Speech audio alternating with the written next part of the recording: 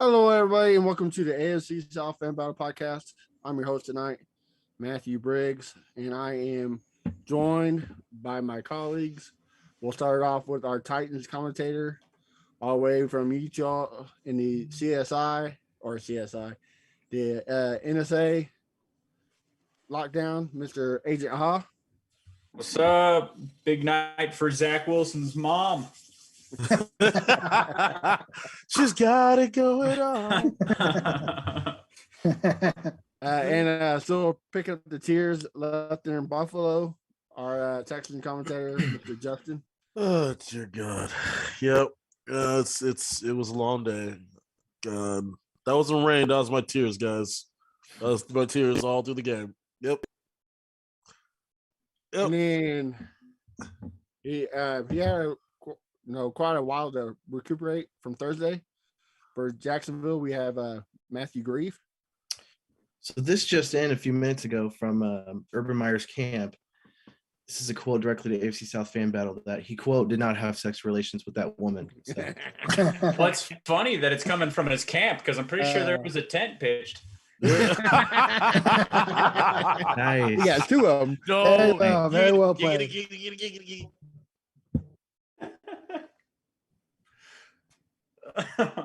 Nice. We didn't even plan that out. It's just sometimes fortune smiles on you. Off the dome. And talk about fortunes. The only team that won today, the Colts. We got Mr. Reese Nucala. Listen. We waited to win just for this week because we knew everybody else would lose. So we got our moment of glory. We are now on the board, guys. We're now on the board, boys. Oh wow. Time for second place. Finally got that first win out of the system, huh? Listen, Carson Wentz his first win in 2 years. Jeez, God, like. That is right. Holy shit. Yeah. That's what it feels like. We'll get to that more coming soon. Right now, let's go to league news. Let's talk about these injuries. We got Rob Gronkowski out, Jimmy G out. The Titans and the Colts both lost like 8 offensive linemen. It's plaguing the whole league. It seems like. So let's start off. What do you think is the problem? Not enough playing time. Bills. What is it? I feel like the lack of preseason play is starting to hurt teams. We're not even. I think from just like not a get comfortable with your player standpoint, get comfortable with blah, blah. It's just get back into the field of things, get into a rhythm, get into some sort of football shape, game shape. We're down to 3 preseason games now. You have an extra game to play this season. It's inevitable. Injuries are going to happen. There's nothing you can do to control them. And these guys are, professionals. But I think, resting players or, even younger players or stars that are resting it's starting to hinder them heading into the season. I do think that does play some sort of role. Matt Green, what do you think? Sorry. You went out there for a second. What do you think? Injuries.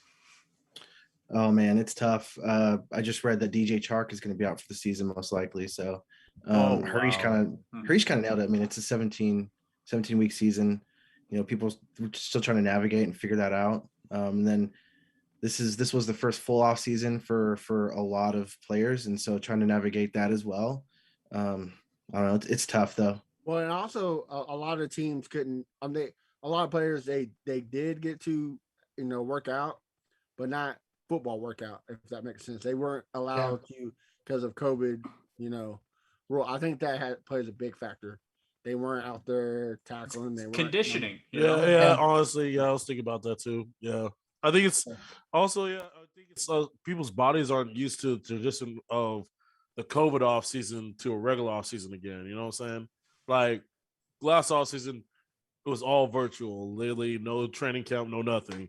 Then they come back, and now their bodies aren't used to the beating that they usually get in the preseason. So that also could be factoring in too as well. And plus they didn't start actual training camp till late July, August, right? Yeah, I think that July start time is kind of normal, actually, right? Yeah, Isn't it? It's late pretty July is normal. late Yeah. July is I thought is June. normal. I thought June was when training camp started back in the past. Yeah. No. It's July. It's July. I think the Good. problem is it's not necessarily training camp. I think it's OTAs. That Mhm. schedule is still kind of wonky when it comes to COVID. It's Yeah. still like semi-virtual, and then we have the whole shebang that we're not going to talk about. But I think a lot of that plays into that, and I think it might be until, honestly, I want to say next year. It might be a couple of years before we truly get back to normal. Without any issues or anything like that. So I do think a lot of that plays into it. But yeah, I mean, it's just unfortunate. I mean, we're always going to have injuries. We know this, right? But I do think a lot of what plays into what we are seeing is the unevenness of a regular offseason versus the COVID offseason we've had. Right. And jumping into this game that's happening right now, everybody's favorite quarterback in the whole NFL, Mr. Tom Brady, just surpassed Drew Brees for most yardage, correct? Yes. So, I mean, that's a big. I know he's been in the league for 20 years, but that's still. Well, I mean, David, didn't those two like go back and forth on this like last year too, of like who was on top? This was inevitable. Yeah, they did. Yeah, I think so for a little bit. Yeah. Well, I mean, didn't those two swung like back and forth for a long time? Then, like, I believe like Drew Brees got a decent lead on Tom Brady. Now he finally actually caught up to him again. I mean, it was inevitable. I mean, Drew Brees did it in a less amount of time. Mm-hmm. He's always got that. True. Especially from a quarterback that was supposed to be a starter anywhere. Everybody had him after that shoulder injury not being the same. So that was, good to see. But I mean, it's something that's a great, feature to have. Nobody else has ever had that. I mean, would be broken probably. And Rodgers might have it, but Patrick Mahomes is going to obliterate that record. Like, let's just be honest. Like, Patrick Mahomes is going to obliterate that record in like 10 years. Justin Herbert might be right behind him. Oh, dude. I won't make those declarations till they're anywhere close to it. Patrick Mahomes is going to obliterate that record. I'm telling you right now. I get what you're saying, but the way Patrick Mahomes is throwing, he's throwing almost 5,000 yards every year. You never know. You really don't. But if you take the trajectory of where they are right now, and again, barring injury, right? Obviously, barring injury, they are on pace to obliterate that record. Or retirement. But so many of those things can change, though. Sure. I mean, Andy Reid could, his coaching staff could end up moving on, retiring, this, that, whatever, and then you got a whole different scheme where it just doesn't work out for him, and then you never know. That's why I said I don't want to say, I don't make those sorts of hyperbolic declarations until it's conceivably within reach, and it's too early. I mean, he's young. You know what I mean? He's got plenty of time. I get what you're saying, but I don't think it's the scheme with Pat Mahomes. I think he's a Brett Favre type quarterback where he just throws the ball on will. So who knows? Yeah. Well, go ahead. Patrick Mahomes, real quick. Patrick Mahomes is one of those QBs that did not work well in college, but works really well in the NFL. Because he was not a very good college quarterback. He was okay. I watched a lot of. I mean, he was on Texas Tech. He went to Alabama or Clemson or a team that would build around him. Yeah, I mean, but Texas Tech is a pass-heavy offense. They fling the ball everywhere. He still had a lot of passing yards and a lot of touchdowns. Just had a lot of interceptions too. So fair. But I mean, I get what you're saying, but he was all right. But before we move on to the most important part of the games, if you heard, we are sponsored by TPPN, and they are sponsored by DraftKings. And DraftKings is giving away all new free customers free shot at $1 million in total prizes with their first deposit. All you got to do is download the DraftKings app and use the promo code TPPN to receive $150 in free betting money. All you have to do is sign up as the official betting partner of the NFL. So again, sign up, DraftKings, use TPPN. Don't be like Alex Perez and expect you to get free money. You have to make a deposit. So they're just not going to give you $150 for free. Doesn't work like that. So let's go to the AFC South. I mean, they kind of are. You had to deposit $5, at least $5. But Yeah. Let's go to the AFC South. Let's guy on the winning streak. Let's talk to Mr. Harish Nucala. Tell us about the game. Yeah. Earlier it looked really ugly. Again, it's just kind of the same as the last 3 weeks. Carson Wentz snaps the ball. Carson Wentz steps back for 1 second. Carson Wentz is hitting the floor. You look up who's on the offensive line. Julian Davenport's just having a fucking, campfire out there while his defensive line guys just run right by him. Right. And then all of a sudden, it's really weird. I actually didn't know. Jonathan Taylor's going off. They're playing 3-man fronts and we're shoving the ball for what seemed like 80 yards a carry. He broke off a 40-yard run really early. He averaged, I think, like 7.5 yards per carry today. So Jonathan Taylor's familiar. It was so weird. All of a sudden, I looked up and I was like, wow, Carson Wentz has some protection. And then he threw a ball that was really nice. And then he did it like 2 or 3 times in a row. I was like, hold on a second. Something changed here. And I started looking at the offensive line, and Julian Davenport was gone. And I was like, wow, it took us 4 weeks to figure that one out. So, overall, it looked really good once we finally got a lead. But this defense has not been very good all year. It's struggled all year. Many parts, our top core pieces have not been very good. They struggled to start this game. That first drive for Miami, I was like, wow, they just let Jacoby Brissett just walk down the field. And then towards the end of the game, obviously, game was pretty much in hand, and they're just kind of nonchalant about stuff and just let the Dolphins just kind of drive down the field. But the defense, I think, for the first time all year, played their best game of the season, minus those last 2 drives when the game was already out of reach. So, listen, I found a stat earlier about Carson Wentz, and I'm not the biggest Carson Wentz guy. I never really wanted him on my team. I was a big Sam Darnold guy, as you guys know. I was huge on Sam Darnold. I wanted Sam Darnold really bad. But I found this stat that was interesting for the first 4 weeks of Carson Wentz's season this year and last year. So last year he was 930 yards, 4 touchdowns, 7 picks, and 68.3 quarterback rating. This year he's 920 yards, 5 touchdowns, 1 interception, and 92.1 QB rating. Night and day from what he did last year. So, for the Colts fans, they're like, well, Carson Wentz sucks. Carson Wentz this. Listen, the rest of the team has to elevate their game to Carson Wentz, right? Carson Wentz carried this team for 2 weeks and suffered 2 sprained ankles because of it. So if this team can just get healthy, everybody just kind of stands up and they play their role like this team knows how. This team's going to be just fine. Like, I've got no worries about this team. It's still really early. There's no need to hit the panic button. Carson's, hopefully his ankles will heal up, and this team's going to be just fine. I thought they played really well today. Just got to take this momentum and keep it going. I agree with you. Going to a team that didn't play really well today, didn't score no points at all. Let's jump over to the Texans Buffalo game. Justin. Ooh. Oh man, so where do I start? Okay, so Matt, you probably watched the game too as well. And after the interception, we were all hopeful that I didn't watch the game. I watched a murder happen on live TV. But yeah. Oh, okay. Yeah. Well, yeah, that was kind of illegal what they did to us. But yeah, once we got the interception and we got us a 4th down on that first drive we had. And Cully made that stupid-ass decision to go for it instead of kick the field goal. I literally thought to myself after that play, we're going to get blanked. And it just naturally manifested itself, dude.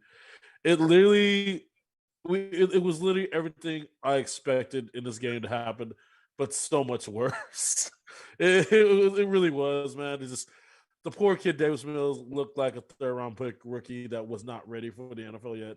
And that's what we got today, man. Just It was just mistake after mistake. I mean, just one after another. How many picks did he throw today? What, two or three? Three. Yeah, I knew. Yeah, it had to be three. It's just like it was quicksand, man. I mean, I don't know if you remember that part of the replacements when Shane Falk was like quicksand. It's just like another thing goes bad, then another, then another, then another, then another. And it's just like that. We were stuck in quicksand all day, dude. It was.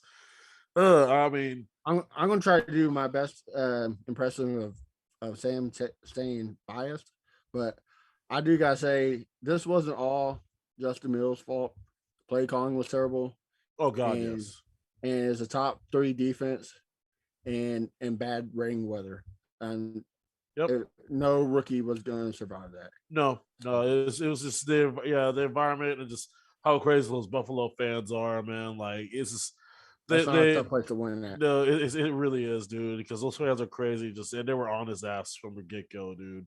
It's when Coley did not decide to kick that field goal, he gave us absolutely no chance of whatever at momentum in that game. It was from the get go just an ass whooping. Like I was like, dude, like this is gonna get bad really quick. And I'm not gonna lie, I'll give it to the defense for like the first half, dude. To hold them in check on most of those, like, because come on, dude, that could have been 30-0 in the first half. To hold them mainly a lot of field goals and only give like one touchdown in the first half, I was actually impressed by what the defense actually did. It was just that they were on the field all day, and the second half they were just like, "Fuck it, we're tired." That's Yeah. been like that pretty much all season so far with Davis Yep. Mills. We need Tyra Taylor back. It's not gonna get any better until he comes back, y'all. Unfortunately, we have one more game. Luckily, that next game is against another rookie quarterback next week. So maybe we have a chance next week. But Who you hey, guys got next week? we got the the Patriots. Patriots. Speaking of rookie quarterback, that's perfect. Matt played Thursday. Trevor Lawrence. Lawrence. Elo, yes. So interesting game this last week.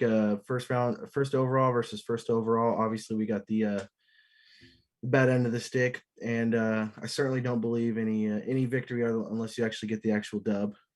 So we're not going to talk about more victories, but I think the Jaguars are doing pretty good as far as progression. First week was garbage. Second week was less garbage, and we're just getting a little bit better each week. I think with our play calling, we're kind of starting to figure out some sort of identity. Still not sure exactly what it is, but they're handing it off more than once per game, which is nice.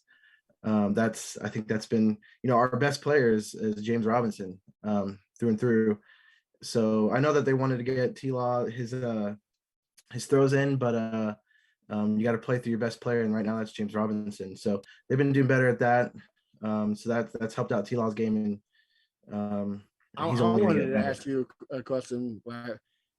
I said something to the guys after the game. To me, I feel like Urban Meyer is hurting Trevor Lawrence. Do you have that same feeling, or you think it? Nah, we're only 4 games in. He's still trying to figure it out. I just don't think he's letting him throw the ball. No, I think he's throwing it too much, to be honest. I think he needs to be turning left or right and handing the ball off a little bit more. What's been cool is watching them do some of that RPO play, which has actually been really done really well. Trevor Lawrence doesn't have a whole lot of experience with that, so he's still trying to figure it out. But no, I don't think it's the coaching staff. I think everyone is still just trying to figure each other out, what they're trying to do. So a kicker, we got a freaking kicker that actually kicked it through the uprights, which was really nice. Matthew Wright, we pulled him off. I think we had him on the practice squad, or did we promote him? Either way, we had a new kicker and he kicked it through. And are they open for trades? Say again? Are they open for trades? Are they open for trades? I'm sure we'll be happy to sign our last kicker and trade him away for nothing. DJ Chark is out, unfortunately. That kind of sucks for the season. But next man up, right? So Laviska Shenault, who's been kind of a non-existent in the past 3 games, stepped up and he caught a few passes and made a pretty good impact on the game, I think. And as well as Jamal Agnew. So Jamal Agnew has been all-star for the first couple games. And in fact, they're sending his cleats for the pick 6 or the kick 6. His cleats are going to the Hall of Fame. Jamal Agnew. Cool. And he actually played wideout for a couple of plays for this last week. And if I don't know if y'all saw, but you might want to look it up. He had some pretty awesome toe drag swag going on. That one he caught right there. I think Yeah, it was on the 35-yard line or something. so yeah, just right in the bucket. I mean, it was a great pass. Only he could catch it, but he had to put his feet down, and it was pretty impossible for non-athletic people. It was pretty awesome to watch him do that. So it's fun to watch Agnew come from the special teams, who's been he's doing his best. He's been our best pickup in the offseason, I think. Unfortunately, his success hasn't led to any wins, but it was fun to see him on the offensive side. And Urban Meyer, of course, I guess we got to address it. There's a video circulating of him in a bar, I guess, doing his best, living the best life now. His little there was Duval. a female who was trying. There was a female trying to talk to him about how his car insurance is up, and he wasn't paying attention very well. But we'll see what happens. Nothing's really come out from the team or him. I seen a picture with him, and his wife. So I mean, they're all right there together at the same place. So I think it was harmless fun. I don't think anything major is going to come out of it, but as long as everybody's consenting adults, who cares, right? Yeah. Urban Meyer is just a freak, you know. For all we know, maybe his wife was like, "Yeah." Maybe it was swingers night, you know. It ain't our place. It is not out of the realm of possibilities. It's not our place. It's not our place to judge. I mean, maybe it was her idea, and you saw how he's a little hesitant. Maybe he was scared, and I don't know. Those Florida women, they're crazy. Yeah. Maybe it's something new they're trying. Who knows? And he's they like to pinch people and everything. Yeah. So we'll see. People are spinning it some random ways. They're saying this is going to be an out for him to be like, this is, I need to step away from the game, and 3 weeks later take the USC job. So I don't know. Hey, honestly, that's it for Jack. Saving the worst for best or worst for last, I guess, right? Titans, Jets. Nobody thought it was coming to see this happen. Yeah, at least we saw our ass from coming, man. Woo! Man, the Jets. I mean, our most positive Titans commentator. Okay. This is the most perfect person to describe this game. Okay, so I mean, the two receivers being out is massive. And I felt like I was a crazy person that nobody was really bringing up how big a deal that was going to be.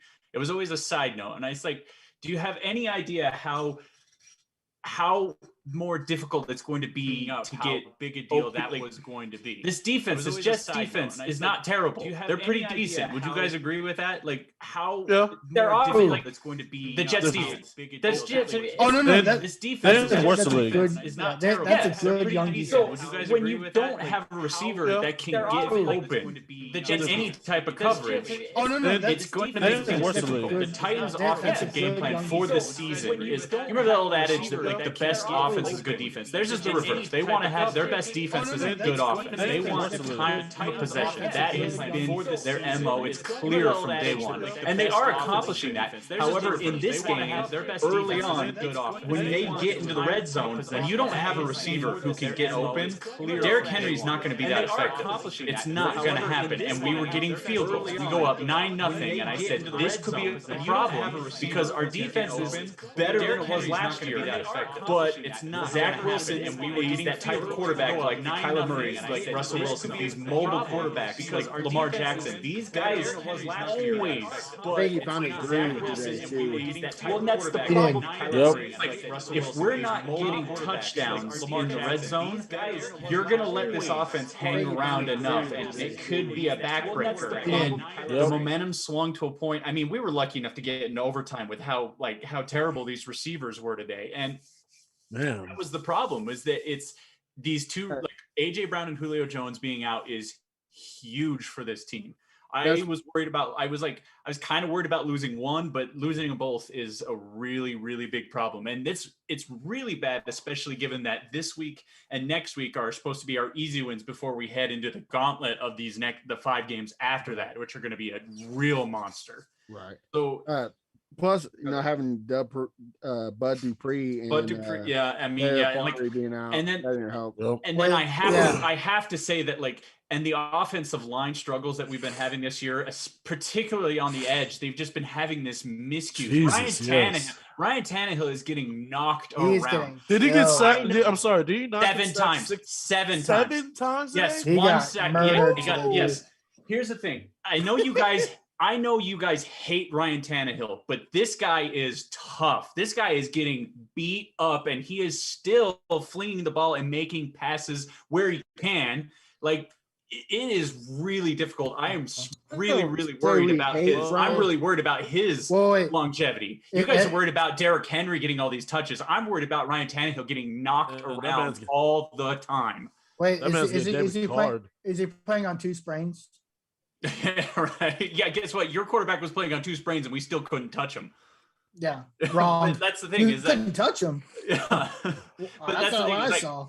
Ryan Tannehill is getting beat up back there. These are problems that you can avoid for the most part when you have a receiver who, like Julio Jones, is the pinnacle of a person who can beat coverages. So with him having a hamstring issue like this, it's very concerning. And I know I'm always the sky is falling kind of guy, but it's not preemptive to worry about it, especially given the tough schedule that we have coming up. I don't. So were you happy that Corey Davis had a career day against y'all, or? I'm indifferent to it. I don't care. I don't care one way or the other. I'm upset that we lost the game. It's just he can have a career day and we win the game. Whatever. I don't care. It's just I care more about the wins and losses. And you talk about the overtime. He missed the kick to tie. At that point, I was I don't really care about getting a tie or a loss at this point. It was we just conceded to trying to get a tie. I was okay, he missed it. All right, well now we got a loss. Whatever. I wanted to win. It's unfortunate. I think that we've got off to a really rough start with just miscues. On defense has been is where people are focusing, but the offensive line miscues, again, particularly on the edge, there's been these tight ends when they stay into block are really having a hard time. And that Jets defense, I don't know. I just felt I saw it coming with they just got the perfect matchup against us with our injuries and with their defense being the way they are. I feel if we had at least one receiver in there, we could have implemented our game plan, which we seem to have been going with, which is just get at least a touchdown or 2 instead of these field goals and just play the keep away game, play the time of possession, because we've kind of cleared up a little bit of these turnover issues. Ryan Tannehill didn't fumble it at all. I don't think he had any picks. I'm trying to remember. I don't think he had any. I think we actually won the turnover battle for once. You know what I mean? Don't talk to me about that. Right.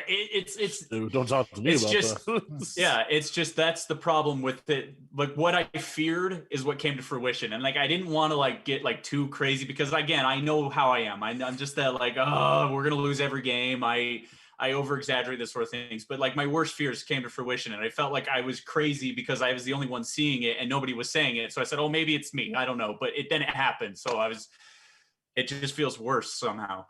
I don't get to say I told you so. I mean, your best receiver was Josh Reynolds today out there. That sucks. No, our best receiver were our 2 running backs. Jeremy McNichols and Derrick Henry were our best receivers. Yeah. Welcome to being a Colts fan. Because we just kept doing those stupid little dump off passes, those check downs. That's what we kept doing, and that's where we had success.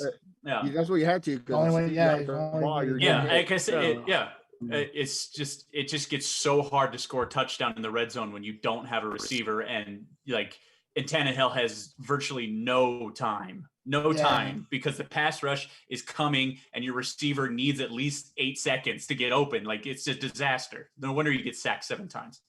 So you'll probably understand this because you were grown with this thing called a brain, and you actually tend to use it.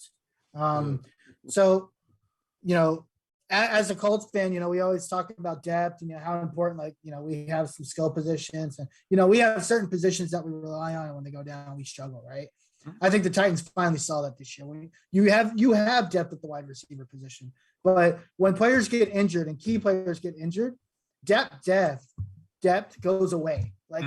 You no longer have it, right? Yeah, it's like, well, we had the depth until the two guys go out. You know what I mean? We had two Pro Bowlers, but when they both go out, it's a nightmare. Yeah, I mean, we're dealing with the same thing. We have 3 Pro Bowl offensive linemen now, and a 4th just got hurt today. So, yeah, we have a really deep offensive line, but when you're 4 Pro Bowl and one of them is a 2-time All-Pro every freaking plays, it goes away, and it does have some impact. So, I think, again, I was telling somebody this earlier, and I was just like, look, the Colts and the Titans are going to be just fine. They just need to get healthy. They just need to get healthy. Ours is kind of dependent on injuries, but again, you talk about we're going to be just fine. Yeah. It's like, okay, we would have been just fine had we got a win today and a win next week, because then we can afford to lose to the Bills, the Chiefs, hopefully beat the Colts, and then lose to the Rams and Saints after that. Because now it's like, oh boy, we could get ourselves in a big hole that we can't dig ourselves out of early. Right. No, but it's just the way the schedule falls, right? Yeah, so and again, you get the injury problems too. It's hard, And I tend to ramble and I forget what I say. I know you guys hate Tannehill, but that guy hanging tough, man. Give that guy some props for. It's not that we hate Tannehill. We just say how people boast how you're paying. Oh, okay. But I'm just saying, can we give him some flowers? Because I think he has really performed in a way that people did not expect. He's played outstanding. He's played great. As soon as fans make him out to be the next Peyton Manning. No. He's never going to be that guy. But he's playing better than anyone would expect. And we'll give him credit for that. Yeah. We will, but he's not Peyton Manning. As soon as I hear a Titans fan give Carson Wentz for balling out on two springs today, I will give Ryan Tannehill credit. If I had watched the game, I would give you credit. Unfortunately for me, I only watched one quarter of the Jets Titans game. Was it and I can't give any credit because Ryan Tannehill kept falling on his ass. Right. So. Was it a Jonathan Taylor game, or did Carson Wentz really Carson Wentz had a 115 QB rating today. He had 2 touchdowns, no picks, 250 yards. He was solid, 75% completion percentage. He was good today. So yeah, again, it comes down to health, right? It doesn't. It's rough. Once you can talk about depth all you want, but once you start getting hurt, your depth is no longer relevant. No. Right? I mean, even with the depth, it's like that whole week prior. Who's getting when is the injury? Who's getting the reps with the ones? If the person gets injured in the middle of the game, if your backup is stellar, I mean, your game plan, he wasn't in the game plan. I mean, when people don't talk about lining up, team chemistry is a big part. People don't talk about it, but chemistry is a big part of football. If you don't gel right, it's not gonna work. I mean, yeah, of course. We've seen this many times. I mean, dude, all these talented teams, they end up being dog shit because none of the players like each other. I mean, San Francisco is the prime example of it last year. Exactly. Yep. Oh God, yes. Yeah. And this year too. Well, they could. Yeah, they could be ahead that way. Yeah, they keep getting injuries like no other. Well, guys, before we head off, anyone got anything else to say? Teddy B, he got out for concussion. We missed that one. That's right. Drew Lock went in and just stunk it up. Ooh. Yeah, he was good. Did he? Yeah, it was bad. Oh, so Teddy B got hurt again? Yeah, concussion. Yeah. Jesus. Okay. You see what I mean? That Denver Ravens game was close for a while. Yeah. It was close until So Teddy B got hurt. Yeah. And then just to clarify, I think with the Urban Meyer thing, I don't think his wife was there. He was in Columbia. He was in Ohio because we were playing at the Bengals, and I think he left his family back in Florida. Well, there's a picture on Twitter, and his wife's in there, and with the same blonde. So I don't know.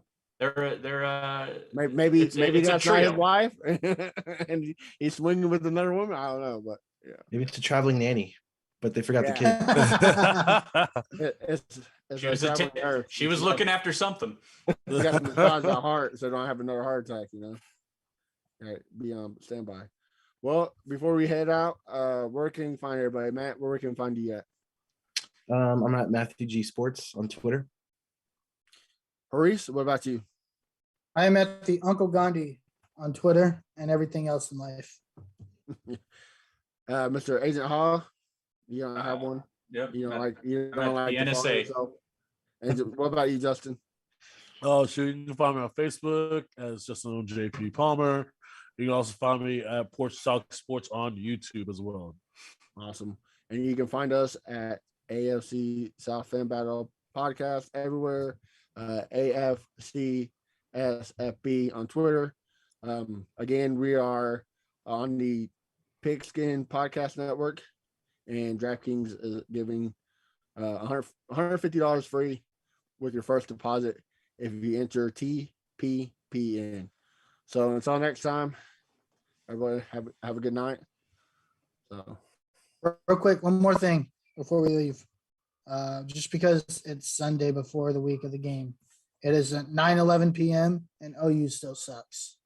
Yes, All they right, do. and there's that. Yes.